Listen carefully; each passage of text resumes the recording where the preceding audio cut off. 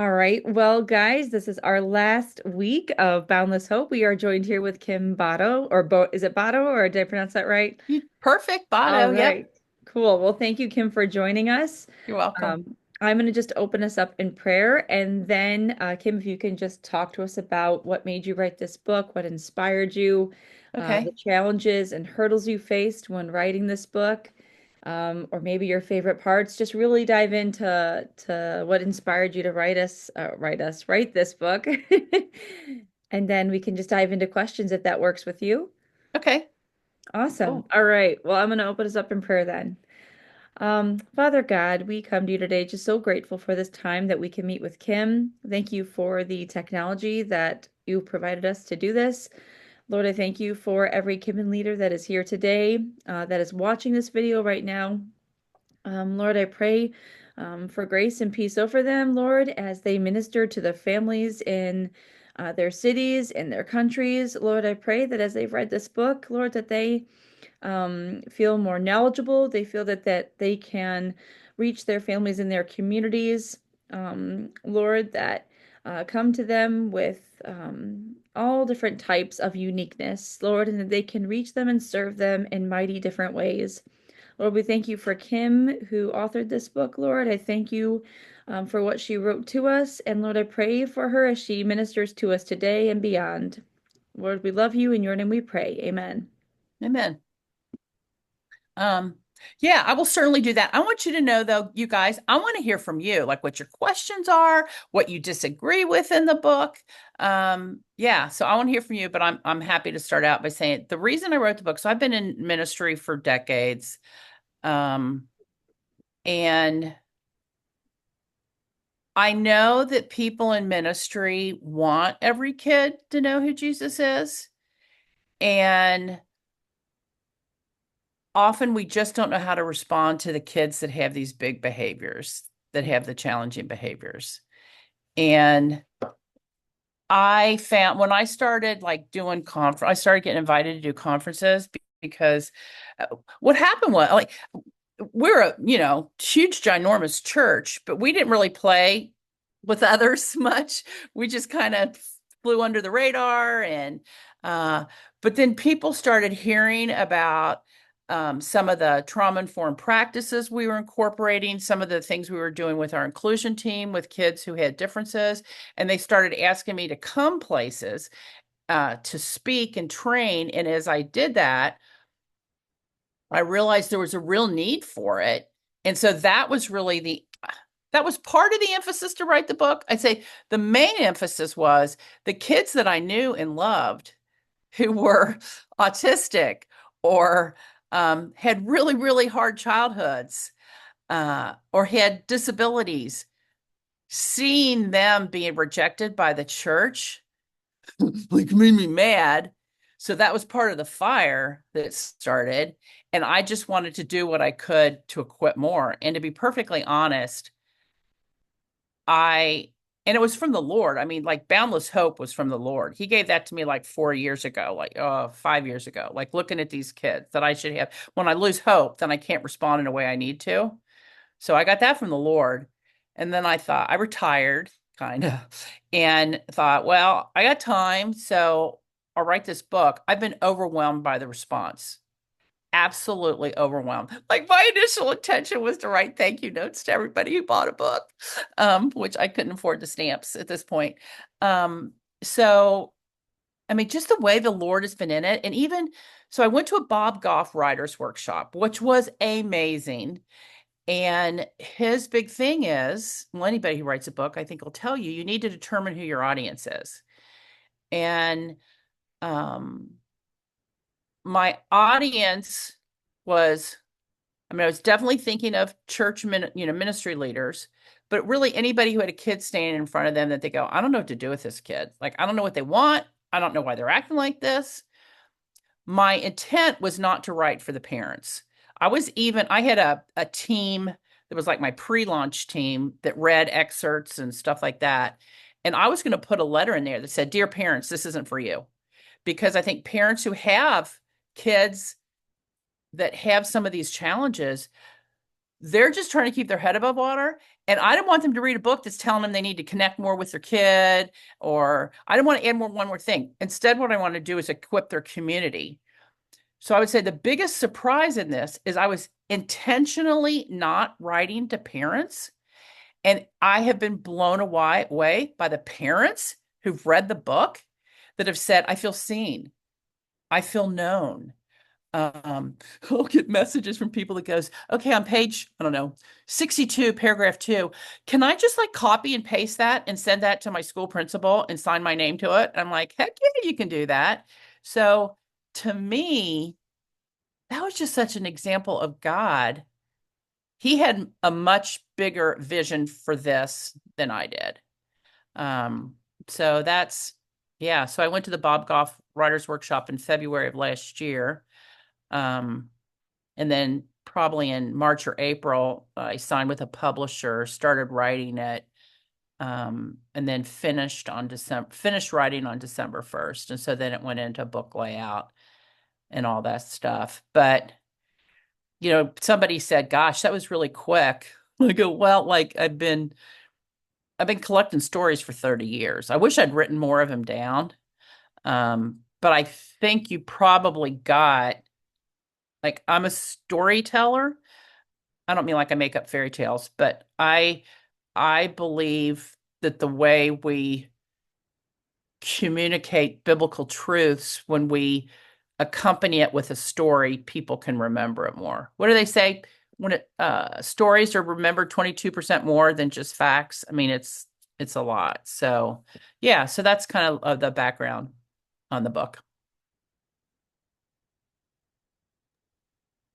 I What love that. question? And Yeah. like I will say I'm a mom of a neurodivergent kiddo, and as I read this, I loved everything you wrote. And as a ministry leader, um I loved that your chapters were short. Like I wish I could give this book to all my, I think everybody said that. We wish we could just give this book to all of our leaders. You have such practical information in here and practical strategies, and your stories are very relatable. And you can take those stories and practice them in your small groups or your classrooms, whatever your setups are at your churches. I think the challenge is, I think if you gave this book to a leader, they're going to see that and go, I don't have time to read all of that. Right, right. Um, I would love to see like I don't know, like short videos or something that we can, email post to our leaders and be like, hey, watch this, 2-minute video on how to de-escalate when a child's throwing a tantrum. Watch this 2-minute video on how to, when a child is being I don't want to participate, because I loved your stories on how you connected with I don't know all the names, but like, you just sat with so and so. And because, we don't always have those times as we're running around on Sundays to tell our volunteers that when they're in the heat of the moment, or sometimes we do. But like if we don't, but we gave them those tools ahead of time, I mean, how awesome would that be? But like to break your book down like that, to have those videos or those resources to post occasionally to our teams would be amazing because your book is just that. It's such an amazing resource tool. You just have so much valuable information Well, that's thank easy to you. use and understand. Thank you. Um, I just I just soaked it all in as I read it. I mean, I know so much as a mom, but to do like this is practically usable. Like it just was so easy to understand. So amazing job in writing it all out. Like Thank you. I have no negatives at all, other than Thank you. I want this broken down easier to just send out quick excerpts. Because it's so practical, Kim. I loved it. I'm a practical chick. I am not a deep thinker. I have a cousin who's a super deep thinker, and she's got her doctorate in theology, and I that's not how I think. I think practical. Okay, so God's given me this thought, or Scripture's telling us something, or I encountered that. It's like, okay, then what do we do about it? Let's come up with steps.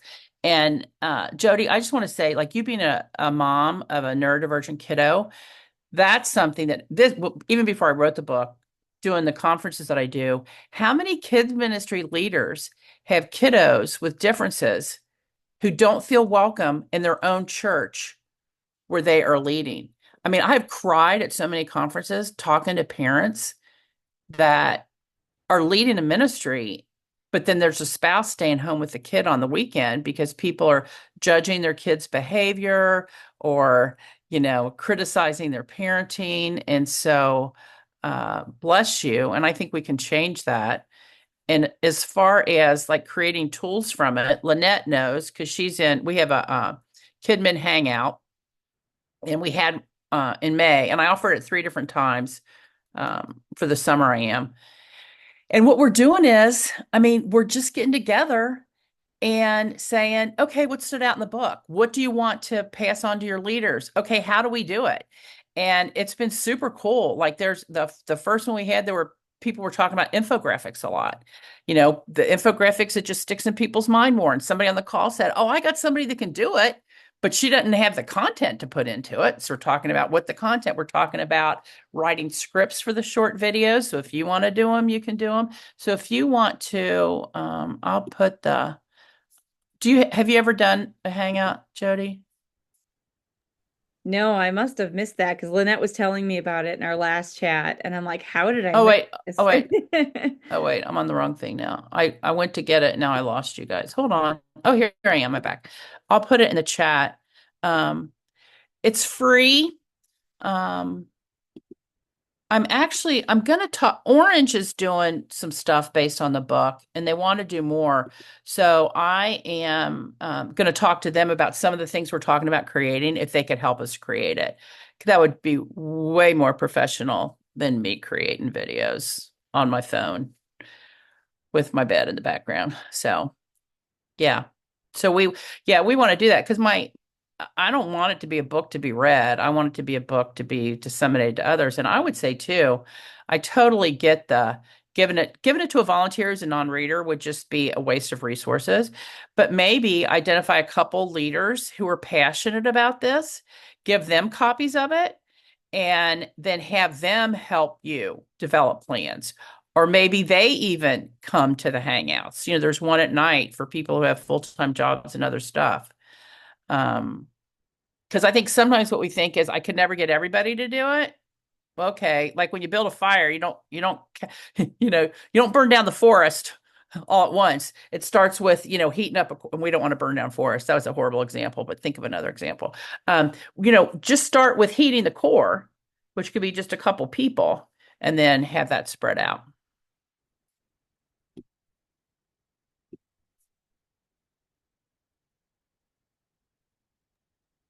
Yeah, I also loved that the book was so practical, because I'm also a practical person.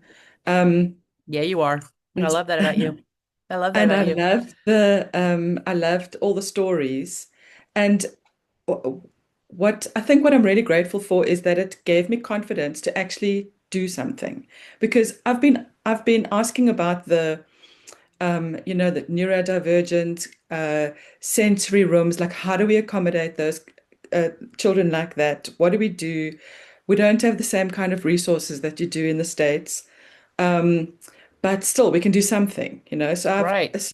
before your book came out, I had conversations with people that I knew were further along in the journey than I was. And then I just did a sensory room. And I mean, I just thought, just do it. And just gathered a few things that were lying around. And it's actually not that hard. So It's far, I haven't not. spent any money. And it is working because we've got one boy in particular that he was, he, I don't, I'm not sure why he's freaking out, but he's the sweetest boy. And if you talk to him one on one, he's absolutely fine. And then he'll start hitting other children and get really aggressive. And yeah, even his parents aren't quite sure what's going on. Anyway, I found out Right. that they were landing up in the car every Sunday, wait, because it was the only space that they could go to that where they could sort of help him to calm down. So Mm. the dad would be in the toddler room with the toddler, and Oh. the mom's in the car with the 7 or 6 year old. So, Oh. so I thought, no, this is nonsense now. So I made the sensory room. So they've been using the sensory room, and they're so grateful for it. And it's really not fancy, But still, it's a space, and what we've put in there is helping him to just calm down. And then I was really challenged. So probably like all of us, I teach 2 out of 3 weeks. The third week, I'm supposed to be in worship. And I was standing in worship, and I just thought, I know Andre's in the sensory room. I'm going to go and hang out with him rather and just connect with him and be Mm-hmm. curious. Yeah. I love You that. I go, love that. Lynette. You That's go, like Lynette. sunk into my head. Be curious, Good, good. Um, yeah, and then just went and chatted to him and just got to know him a bit better. And I think, if nothing else, the dad was so grateful that I had come to spend time with his child. So, Oh, for yeah. sure. So thank you for writing it. You're I welcome, really Lynette. appreciate it. You're welcome, Yeah. Lynette. Yeah, you talk about the dad being appreciative. I mean, that was motivation for the book too. And these parents who have these amazing kiddos who say nobody takes the time to get to know them. Hmm. So I can tell you, I am sure that dad has thought about those interactions between you and his kid for many, many days after and will continue to, because for kids who are different, very few people invest in their lives. And for a Mm. lot of them, because of their abilities, they can't participate in some of the other things where you get other, like baseball practice or chess club, where you get other people investing in them. So thank you for doing that. I know that meant a lot to that dad. Well done. Kim, what would you say was your biggest challenge? Two things. One, in writing this book, and one, like, what was like maybe one of your most challenging stories overall that you can remember in ministry, and how did you overcome it? Um, I mean, I'd say the biggest challenge in writing the book was just the time. I am not a disciplined person. I have 11 grandkids that live within a mile and a half of me, which is awesome.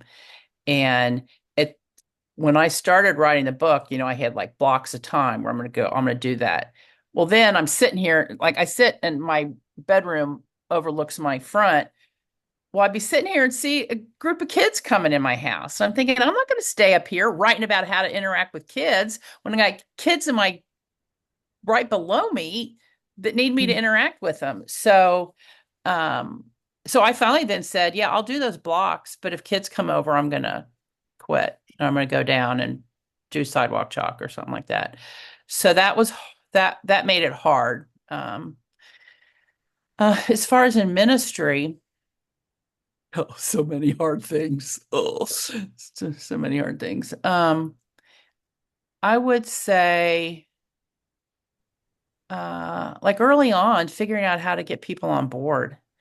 And I think I tried to get everybody on board, the senior pastor to all the volunteers, and finally I'm like, wait, wait, wait. And so then what I started doing was just get my core, not even the whole kids and student staff, but core of them to start trying at their sites some of these things. The people who are really passionate about it, I would send them to some of the trainings that I'd been to. So I think figuring out how to spread it was hard.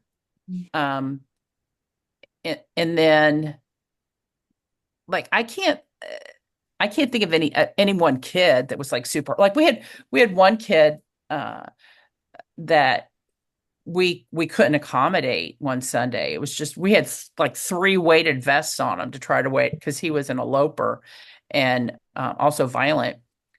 And that was such a heartbreak to me, like that we had to call his mom. But he went straight from church to an inpatient mental health facility where he stayed for a while.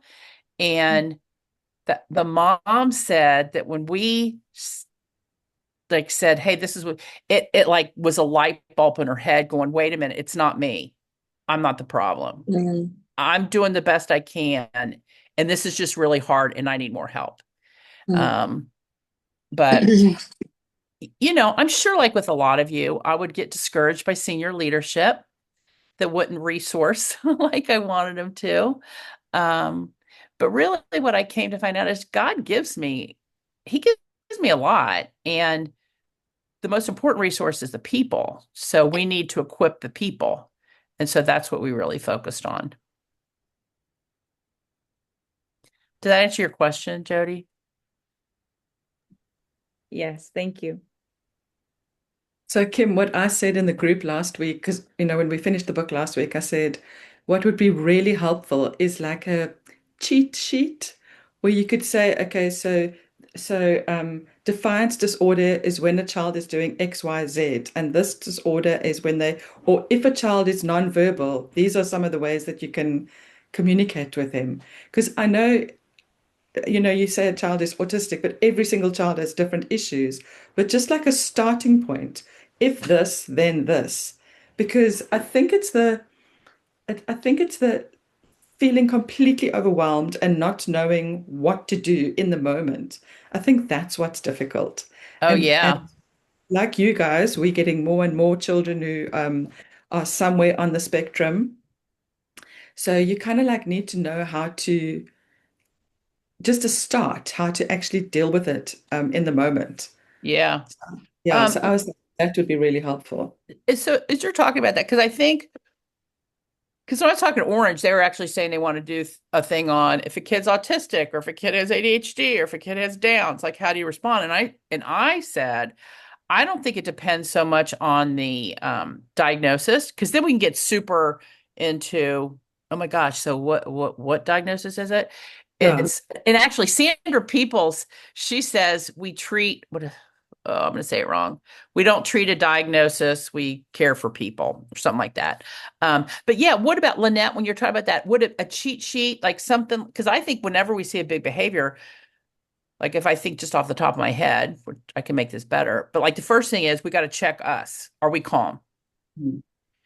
Then it's check the kid. Are they calm? Because if they're not calm, the first thing we need to do is help them get regulated. And so Mm. maybe give some tips on regulation.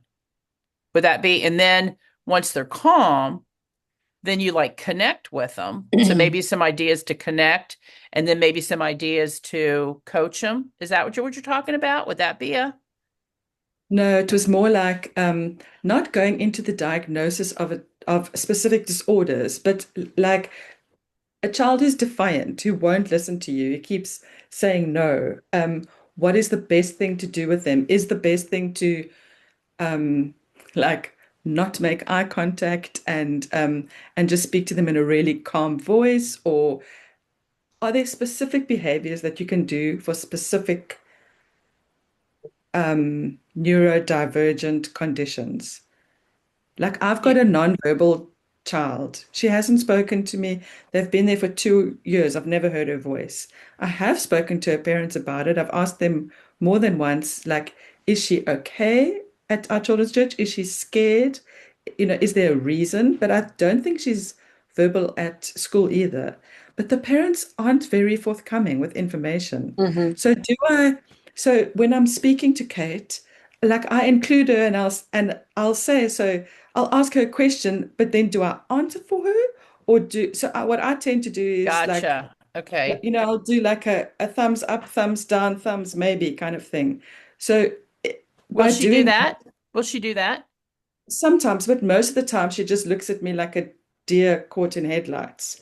So it's like that. So with a nonverbal child, if you do something that where they have to communicate um, with actions, that's actually going to make the situation worse. Or yeah, so that's what I meant by a cheat sheet. Got it. Because Got it. there are obviously people that are work with this all the time and have got really practical or they know what to do in certain circumstances. Right. Um, I mean, yeah. Lynette, though, you're doing a really good job, but you're looking for other ways to connect and interact with her. And as far as whether the thumbs up, thumbs down, this is the right way, you just experiment. So we could give like a list of here are a couple different ways to interact and engage with a nonverbal kid. Another thing you could do is give her a visual schedule where she could pick out different things. Or if she doesn't want to do the thumbs up, thumbs down, you could give her a thumbs up, a this, and a that visually and because Mm. sometimes they might not do it, but they'd point to it. Or Okay. is that what you're talking about? That kind of thing? Yes. Okay, got Yes. it. Got it. Clear. Thank you. Yeah. You're welcome. But you're doing a good job with her. And I think the hardest thing for us who have more typical brains is we're looking for the kid to connect with us in the way that we're most used to. And they might be connecting with us in a totally different way that we're not even seeing. I don't know if you were on the call. It was a couple months ago with the leader who was um, had the string. The kid liked to do the string on the wall. Were you on that call? I think it was a nonverbal kid, and he just liked to take a string and just go along the wall with it. And so she said, "But so I'm just going to do that with him. Is that good?" Yes, like that. I mean, he enjoyed that. But that's not a way that you or I would connect with somebody. So it's discovering their language of connection. And it sounds like you're starting to do that with this little girl. So well done. Clap, clap. You're welcome. You're welcome. Was there anything in the book that you read you thought, I don't, what?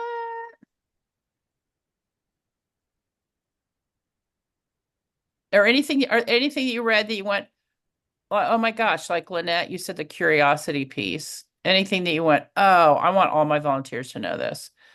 I want both though.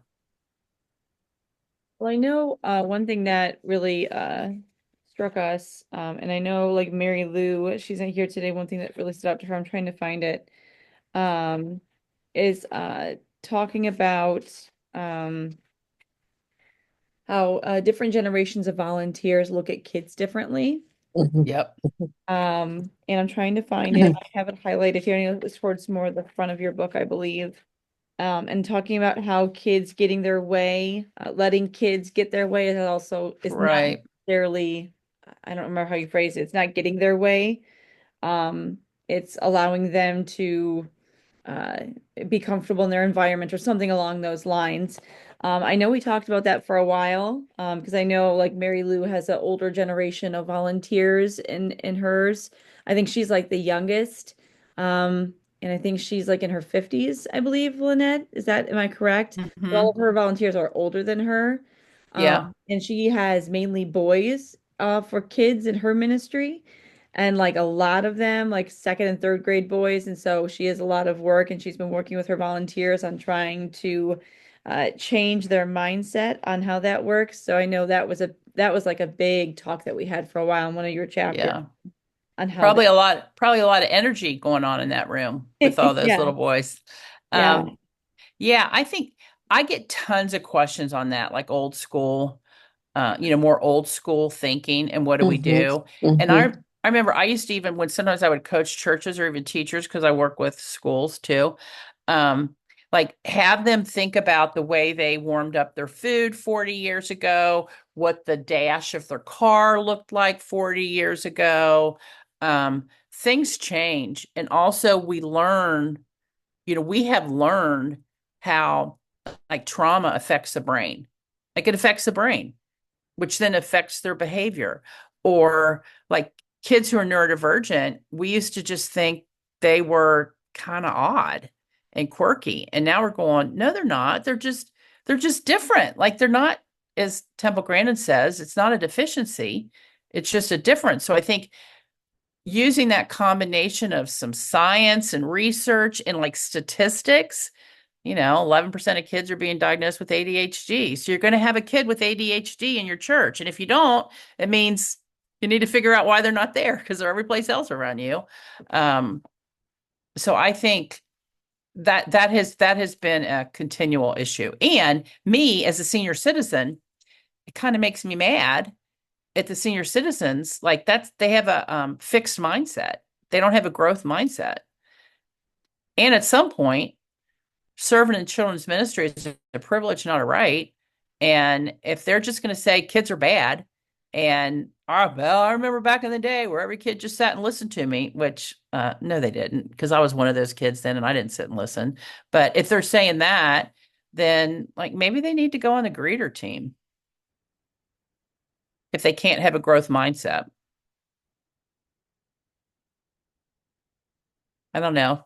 Anybody disagree with that? I mean, we want to do it kindly and we want to help them, but if that's what they're thinking, that every kid should sit quietly and listen and eyes glued to them the whole time, if that's their expectation, they are probably never going to be fulfilled serving in children's ministry. It's going to be a frustration every week. And I don't think God wants us to be serving in places where we're constantly frustrated. We might serve in places that's hard, but if we're frustrated and think all the little people we're interacting with are, if we don't see them as created in God's image and a gift, then we probably need to find another place. Any disagreement with that? What are your thoughts on that, people? I think some of it's about modeling, um, trying it ourselves and showing them that, hey, a little bit of a different way can work. It may not be for you. So maybe this kid is not the kid you need to be working with on Sunday mornings. So we'll let you kind of go and hang out with the ones that you're good with. Right. While you watch and see how it works. And I've struggled in that same way, what she was talking about at the beginning of your book. It kind of went against everything I thought, mainly because I come from a therapy background. So it Mm, was you have to acclimate, you've got to learn, you've got to change. We're trying to grow, we're trying to meet goals. And that's one reason why I've loved ministry so much, is because I don't have to always be addressing goals. I can take a step back. I don't have to hmm try to advance them in certain ways. We can just kind of be here and be together. So I was like, that was a part of me that just like, all right, I've got to do a total brain shift.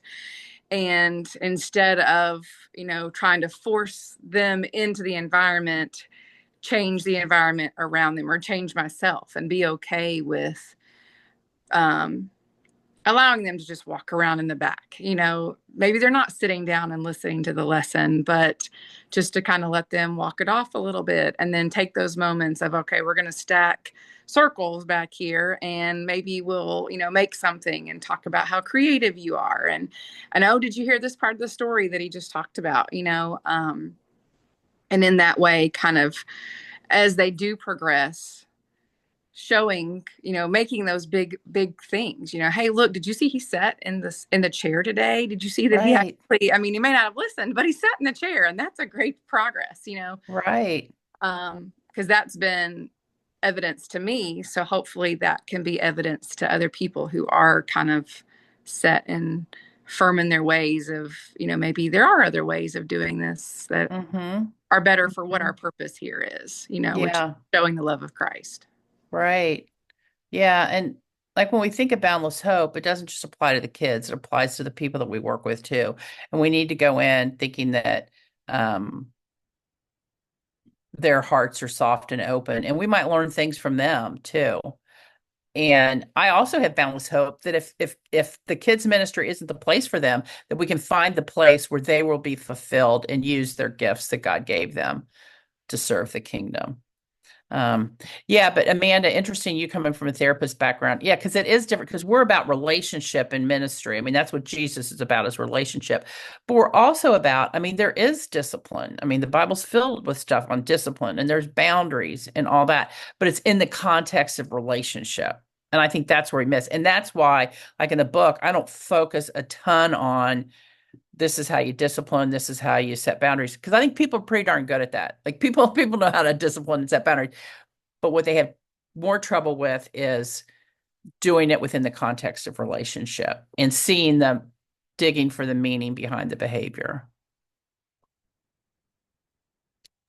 And meeting the child where they are, because that's Right. I've really gotten from your book that I really enjoyed was, I've got to find a way to meet them where they are if I expect or hope or even pray for them to come with me. You can't just stand on Yeah. the other side of a cavern and say, hey, jump this cavern and come on and go with me.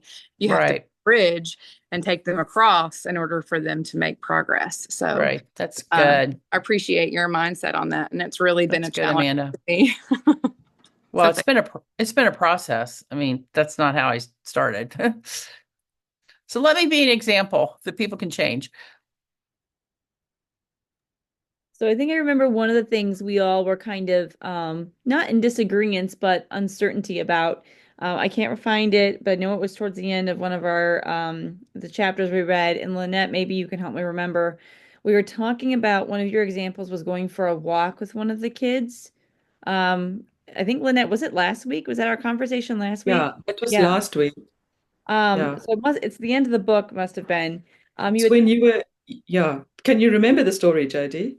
it was talking about it was somewhere, Kim, you talked about going You, for a you, walk with a student, yeah, right? you took a child out. They were having a bad day. You took a child out and you walked around the field with them, and you told the car guard or person, some person to just keep watch over you. And we just Hmm. had a conversation around um, it, safety around that because then you're alone with a child. But we figured that you probably had, because you had told the car guard to watch or what you were doing, you probably weren't alone with a child, or Yeah. you were in public view. Yeah. So I actually took a little freedom with that because that's George, who's 23 years old. I mean, it's not George in the book. I can't remember what made up names I put in, but he's Yeah. actually George. He's 23 years old. He actually just moved into a group home, but it's a really good group home. So at that time, that was probably been 19 years ago. There weren't the rules there were around Yeah. being alone with a kid, but I still wanted to include that because George really was a big influence on me on everything else in the story happened exactly as I said, except I would just take him outside by myself. So I thought, how can I include this story but not be trying to communicate to people? Just take the kid outside. So that's why I said have where I ask somebody to keep an because I was thinking, how would I have done it differently? So if I had to do it differently today, what I would do is I would have somebody watch me. So even though it might be me and George, somebody always had their eyes on me because in our environment, we always said that still fulfills the safety requirement. You're not alone with a kid if somebody has an eye on you because if there's any accusations that are made, somebody would be able to say, no, I watched her the whole time and that didn't happen. Yeah, you weren't in a Just, private place. I'm sorry. You weren't in a private I place. was It's not in not, a private place. That's right. That's right. Yeah. Yeah, that's what our discussion ended up being last week was, well, what are your church's private safety policies and procedures? And then we're like, well, what about, office situations and conversations and if a child needed um counseling, or what scenario would then you have been what it looked like for you? And I'm like, I probably would have, the way our church would have looked like is we would have done this and that. And so that's what our conversation kind of spinballed into last week when we were talking about it. So Yeah. that's what we had Well, brought up last week. because we have very strict rules now where you're never alone with a kid. And like my nephew Johnny he's a freshman in college and he used to have a really hard time. So I would just carry him around with me everywhere and take him into the resource room by myself. And then I realized what I was doing. Like Amanda, back to your modeling, not everybody knew that Johnny was my nephew. And they saw me going into a private space with a kid. So I quit doing that. I would never do that. So we had it a policy, even if you're in a room and the other volunteer isn't there yet, you can't even go in that room with your own kid. There has to be a second adult because you don't want somebody coming by and going, oh, I thought they had a policy. You could never be alone with a kid. And that volunteer's alone with a kid. So yeah, I think that not alone with a kid is a really big deal, but I wanted to include the George story. So that's how I hope it made sense in that I still was not alone with him. Yeah, no, the story was good because I mean, for George, or to help him regulate or whatever, needing the walk, needing whatever the purpose of it, you got your purpose in him needing that walk to accomplish your goal. We were just talking about the safety purposes behind it, just because that is the hot topic of today Right. is safety and security. So, Right. But I think the way that it was written still complies with that safety because somebody's eyes were on them. And the cool thing about George now, his mom has taken him to, I think they just went to their 55th zoo because the outside is still his favorite place. So that's kind of one of the things they do for fun is they travel all over the place and go to zoos. I'm That's like, I didn't know there were that many. I mean, they go awesome. everywhere. But anyway, super cute, adorable kid. Kim, another one of the chapters that we really enjoyed as a group was the creating common language. Oh, Um, where you spoke about like where you worked with that school and you came up yeah, with a few sentences and then yeah. a few, yeah, I thought that was it. Yeah, we spoke quite a bit about that and we really Oh, enjoyed that. good. It's like I think that's something that we can quite easily take to our teams. Oh, that's such a fun activity. And that was such a gift that God gave me working in that school. Um, and especially with those teachers, they were so frustrated with the kids. They were so frustrated, but everything was on what they wanted them to not do rather than what to do. And so just through our conversations coming up with that, it was, yeah, I love doing that with teams, coming up with scripts. And you start with what they're really frustrated about. So it helps them vent and get Mm. their, but then you turn it and you go, okay, but what do we want them to do? And what are our scripts? And yeah, that would be a really fun thing to do with your team, Lynette. Mm.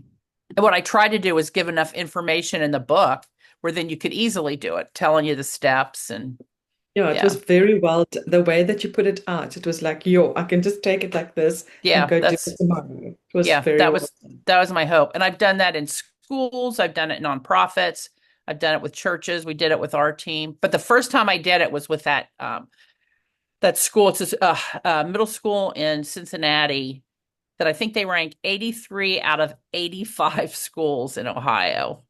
So they are like bottom of the barrel. And the smell of marijuana wafts like just goes through the whole school. So I don't know what's going on with but and I only say that to say it's a group of kids that really have really hard backgrounds. So it was a real win when you could implement this and Oh, see. huge. And then like coming in and the kids are saying it, you Mm. know?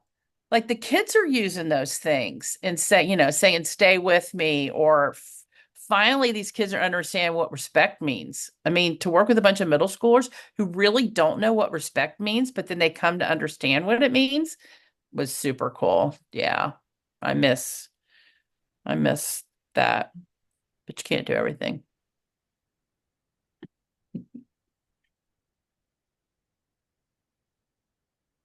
What other questions or thoughts do you have or tools you wish you had for your volunteers? Because I'm making notes when you tell me stuff. Not that I'll have it by the end of the day, but put it on my list. Do you still do I collaboration? I saw in the back of your book that you do collaborations with churches to come and speak or at events. Do you still Yeah, do that? I do. I have on my website, there's a like speaking request thing. And I am like reevaluating my calendar because it got a little out of control this spring. And um I feel like my first priority, well, not feel like, I believe this is biblical. My family is my first priority, even though my kids are grown adults.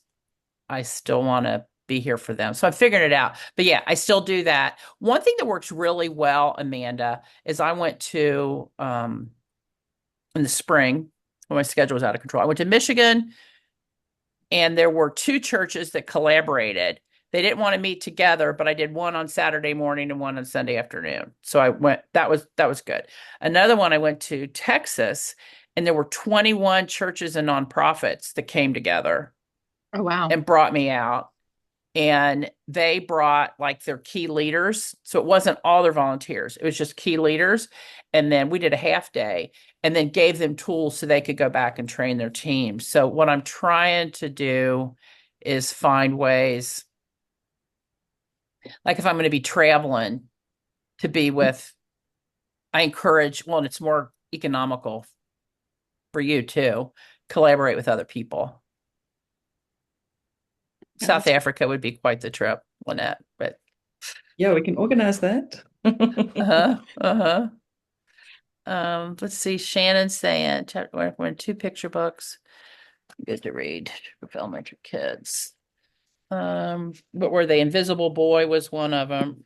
And what was it? How Full is Your Bucket? Or what was I don't know what the books were they recommended. Yes, how full of Um, a Filler bucket. book. Yeah. an Invisible Boy. In a bucket filler book, like how to fill your bucket, I believe, or something like that. Yeah. Yeah, those aren't. Oh yeah, How Full is Your Bucket and The Invisible Boy. Yeah, those are both. Yeah, they're both great books. They're not faith-based. There's not a lot of great faith-based books on this topic. Um, oh, maybe I should do picture books. No, I have to be retired. Um, yeah, those are good books. And actually, what I'm doing on the my last newsletter I sent out, I asked for recommendations of children's books, Mm. and I'm gonna do a little free giveaway uh, because I already have a list of a bunch of books, but I know there's a bunch of books that I just don't know about, and I love to collaborate. That's like my favorite thing to do. So I'm going to create a list of different books that you can use. Like I was just talking to a school yesterday where I had recommended, um, oh shoot, it's about stripes. All My Stripes. It's about a zebra who has autism, and he says everybody focuses on my autism stripe. But really, I have a creative stripe. I have a brave stripe.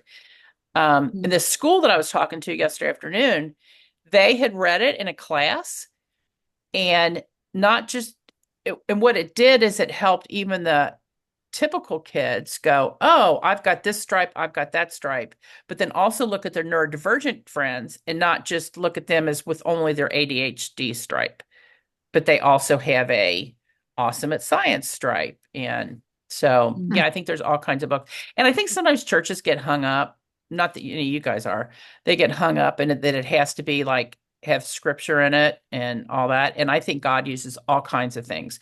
And I Mhm. mean, God created it all. So we can use those and add faith elements to it. But yeah, so to Can your I give you question, one? oh yeah, please, I'm writing it down. Yeah.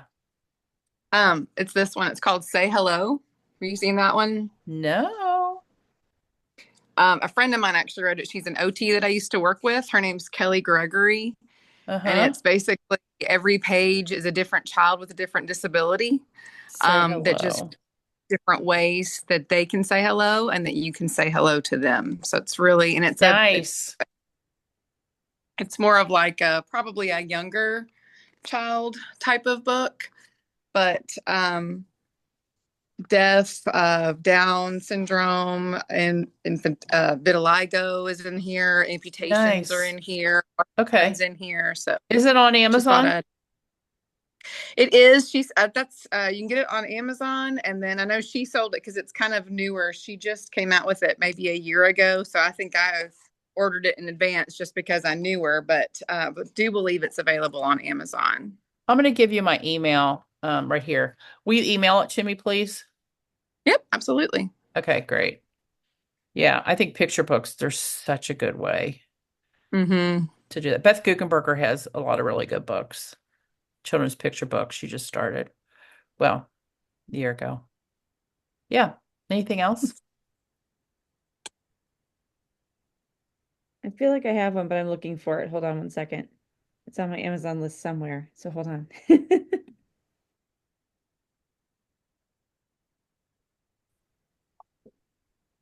There's one book. It's called Why Johnny Doesn't Flap. Have you ever heard that book? Mm-mm. Oh, I love it. So we have a bunch of my big kids laugh at my books because they're all about, I got these children's books about autism and ADHD, and my family doesn't live together anymore. But Why Johnny Doesn't Flap is written from the perspective of a kid with autism, where he's going, Oh. I like Johnny and everything, but I don't understand. When he gets excited, he doesn't flap his arms. And like I like Johnny, but there's nothing he knows everything about. Like I know um every kind of train that's ever been made and what year they were made in. But Johnny doesn't know any of that. So it's showing how this autistic kid, he's looking at his world, and he's looking at a typical kid and going, but I still, I can still be friends with him. And but he's kind of different because he doesn't flap or get really enthused about certain things. Did you find it, Jody? Not yet. Well, you can email it to me Yeah, I'll also. send it later. I thought maybe it's at home. I know I remember seeing it. It's a brain with legs, and it talks about the neurodivergent brain. Oh, you know what? I've seen a picture of it. Yeah, I know Yeah, send it I have to it me. somewhere. I don't Send know. it to If I me. find it, I'll send it to you. I'll enter you guys in the contest. Yeah.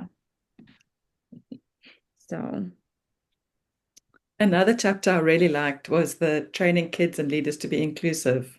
Mm, Thought that was also because it's mm. it's that awkwardness and like you don't know like what do you do? So I thought that was a really, really great chapter to include. This really Yeah, is a brilliant, good. brilliant book. And Oh, thank you.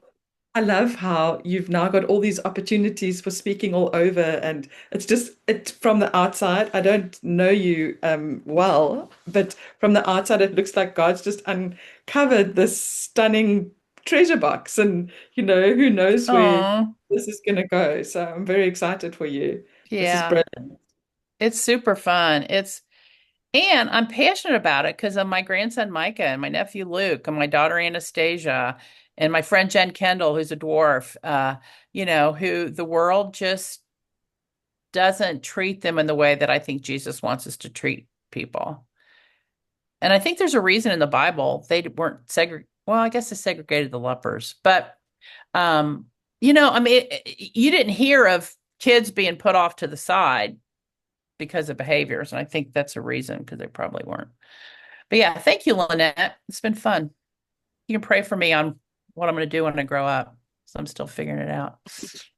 I don't know if you guys were at the Kids Matter conference last fall, but Doc, is it Huntley? Hunsley, Doc Hunsley. Hunsley. He like closed out the Kids Matter conference at the end, and it was so impactful. And this is what like, I mean, I'm a mom of a neurodivergent kid, but like this is like what really challenged me as a mom, like or of a ministry leader standpoint of wanting to explore this more. And then I saw your book, Kim. But like he talked about and he showed a map of how many um, families with children with disabilities could potentially be in your neighborhood. Yeah. And like that really just struck a chord with me about how we're not ministering to our families because we're um not opening ourselves, but not really like looking to see how we can serve our families and how, potentially easy it could be or how we can train ourselves to serve them. And so, thank you for this book because it does give us the tools to do that, or resources to start somewhere, to reach our families. It is very helpful. It helps us, gives us a foundation to do something in our Thank you.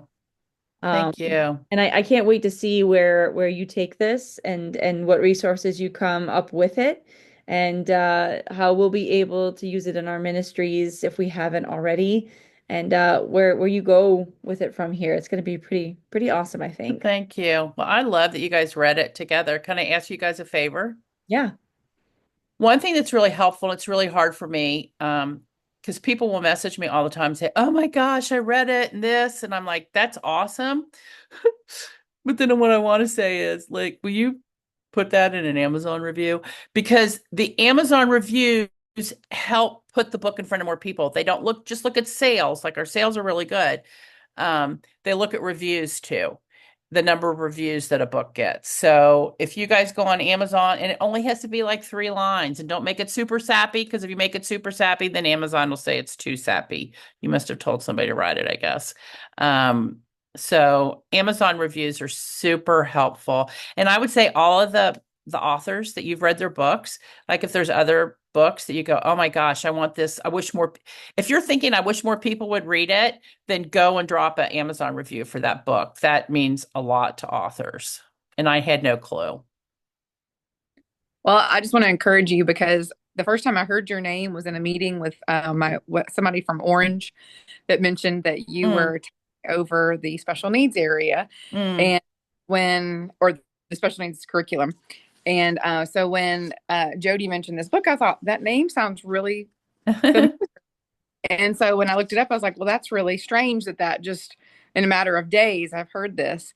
And then in a lot of the Facebook groups that I'm in where people, talk about I've got a problem with this, or I'm struggling with this, your book keeps coming up. So Oh, just know that God is working through you. And I feel like it's a blessing just that in the short time that from the time that I heard your first name, your name keeps coming up repeatedly oh, wow. as just a book that um, people continue to recommend time after time. So Well, just thank you, wanted to encourage you Amanda. that That's super it's encouraging. really fire. That's all Jesus. Um, I'm just trying to do what he's called me to do. I will say, I just got tagged on a post where there's a 5-year-old who has behaviors that are hard, and he's saying like, I don't like God, things like that. Did you see that, Lynette? And like so many of the responses are about demon possession, and we need to deliver them. And I'm like, can we just like, can we just like do a puzzle with them and maybe sit down and have some goldfish and some water? Um, I believe in demon possession. I totally believe in it, but I totally believe in it. And I think with a 5-year-old who's having a hard time, I don't think that should be the first thing we go through. I think there's a lot of different steps. So yeah, I have seen some of those tags, and some of them are um it makes me encouraged that I wrote the book. It makes me want to just give it away free to some people, but I don't know that they would read it or agree with me. They'd probably give me a really bad Amazon review. Kim, for some We can reason, comment I back for can't you. do, Kim, for some reason, I can't do Amazon reviews from South Africa. It rejects it. So if you don't see, Oh, I'm sorry, Lynette. but it's, You know yeah, what, Lynette? I was getting ready to email to say to you, where the heck is your where review? No, is I your, wasn't. I wasn't. I exactly. wasn't. I wasn't. I can't even tell who's reviewing because all these people have these goofy names associated with their Amazon accounts. Mom to six or Lynette. I just appreciate your constant cheerleading. I mean, you're such a cheerleader, and I've loved getting to know you virtually.